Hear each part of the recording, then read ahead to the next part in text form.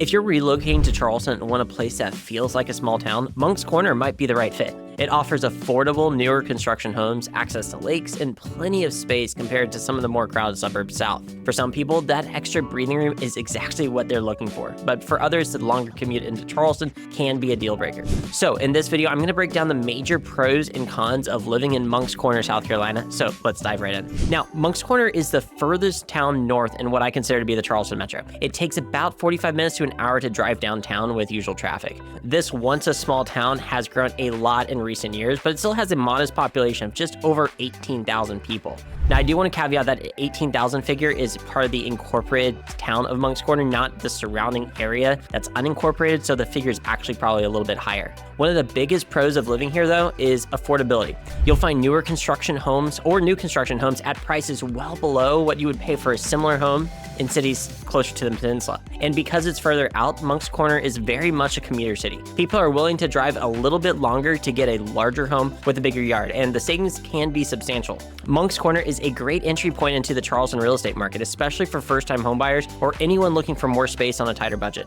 And the lower housing prices also means lower property taxes and insurance costs compared to coastal or higher density areas. Plus, it's located in Berkeley County, which is another great perk since property taxes here are the lowest among the 3 counties around Charleston. Now, the trade-off is you'll spend more on gas unless you work remotely, but for many families moving to Charleston, that balance is worth it. So just how affordable are homes here in Moncks Corner? Well, in August 2025, the median sales price for a single-family home was just over $408,000, and townhomes and condos averaged $290,000. When you take into consideration the median sales price for single-family homes in all of Charleston was $445,000 during that same month, it's easy to see why people make the move here. But I want to touch on something really quick. We've seen Moncks Corner growing in popularity since it has appealing newer construction homes, and we've seen the median sales price actually climb above what Somerville's was this past summer. Now, real estate prices naturally fluctuate with time, but we have seen a steady increase in home prices here over the past few years because of the increasing demand for newer construction homes at an affordable price point. And while on paper it shows that Moncks Corner has more expensive homes than Somerville, I think it's more of a function of Somerville's real estate market not performing as well as Moncks Corner has been, just because of the oversaturation of homes for sale in Somerville in August of 2025. But without a doubt, Moncks Corner is the best place in Charleston to find affordable newer construction homes with all the bells and whistles. So if you don't love the look of a brick ranch home and you want to live in something with more curb appeal that doesn't break the bank, this is the best place to start looking. Another quick pro of Moncks Corner is that it's a great spot for real estate investors because of the population shift up here.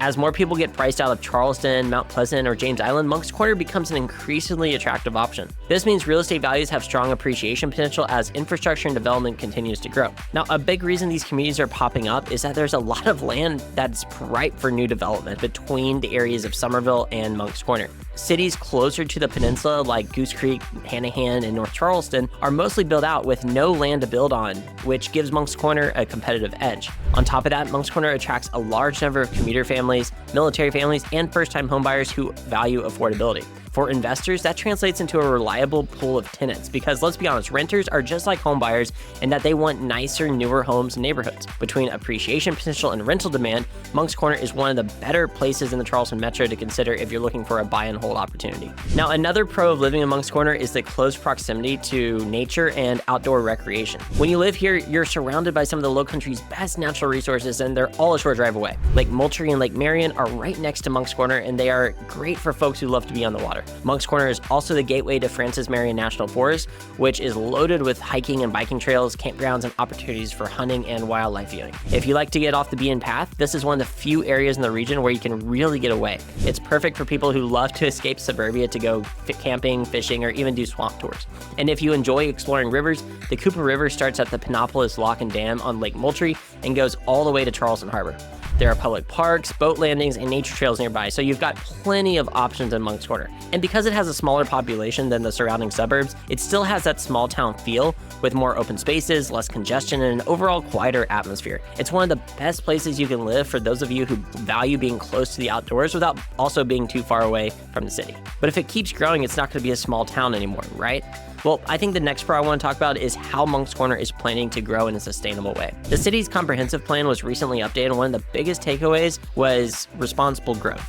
They want expansion to happen in a way that's compatible with the existing character of the city. A key factor is avoiding sprawling neighborhoods and making good use of land with plenty of open space. Some other key goals are protecting natural resources, improving transportation infrastructure, and most importantly, taking feedback from the community. So they're not allowing developers to just plop homes on every piece of land out there. Another huge part of this plan is improving the existing road network and connectivity for future neighborhoods, not only for cars, but also for sidewalks and public transit too. In my opinion, the most important part of these goals is protecting nature and ensuring there will be plenty of open spaces. People choose to live in Moncks Corner because it feels like that smaller rural town away from everything. But trying to maintain that identity while also meeting the growing demands of the area is going to be tough to do. And not all growth is bad. Moncks Corner has seen a steady increase in commercial development with more grocery stores, restaurants, and medical facilities, and shopping centers, especially along the Highway 52 corridor, which is the main artery to get to Moncks Corner. Big box stores like Publix, Walmart, and Tractor Supply are all here now because of this growth, and local restaurants and boutique stores are still popular in the community too. I'd say right now that Moncks Corner has a better balance in terms of convenience and local options, and it didn't used to be like this. If growth is done in a controlled way, it won't lose its overall identity. And now that we know the pros of living in Moncks Corner, let's talk about some of the cons. Traffic is one of the biggest drawbacks of living here, especially if you're commuting during rush hours. As the town continues to grow, it's obvious the limited road network hasn't been able to keep up with the population growth. Highway 52 is the main roadway that connects to I-26 after you travel through Goose Creek, and everyone who is traveling north or south is going to use this road. We are seeing more congestion, particularly during rush hour, and there's not going to be many alternate routes to take. The cause of this is a surge in new construction neighborhoods going up quickly, but infrastructure projects take longer to complete than a new neighborhood does. Add in school traffic, commercial trucks, and limited public transportation, it's clear that road capacity is lagging behind the population boom. The silver lining here is that traffic is nearly non-existent most of the time outside of commuting hours.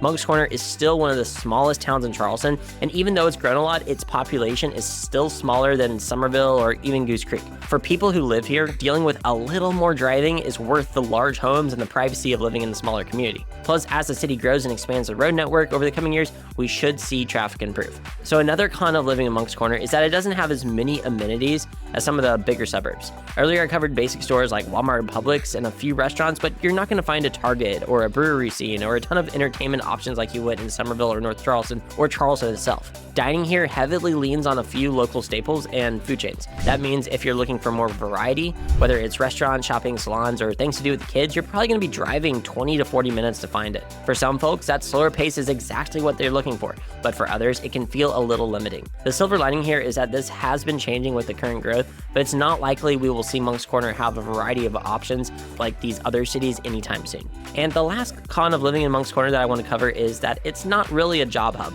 With just a few exceptions, most of the employment here is tied to schools, healthcare, small businesses, or government-related work like the power companies or naval weapons station nearby. So if you're in tech, finance, creative fields, or higher-paying professional roles, you're likely going to need to commute to Somerville, North Charleston, or downtown Charleston. And with that commute comes more time in the car. Remote work does help bridge the gap for some people, but if being close to a major job market is at the top of your list, Moncks Corner will feel limiting. The silver lining is that you're still relatively close to North Charleston and Somerville, which have very strong job markets of their own. North Charleston especially is home to a wide variety of employers, so if your job is based there, your commute will be similar to someone traveling from Mount Pleasant or West Ashley. So in all, Moncks Corner is definitely one of the most unique areas in the Charleston Metro, surrounded by nature, and it's perfect for people who love to get outdoors. It's been growing a lot in the past few years. In fact, it's the fastest growing town in the entire Charleston Metro, but it's still the best place you can find in Charleston if you want an affordable, newer home with some breathing room. If you have any questions about Moncks Corner or literally any other city in Charleston, don't hesitate to reach out. We've sold more homes in Moncks Corner than virtually any other real estate team in the past couple of years,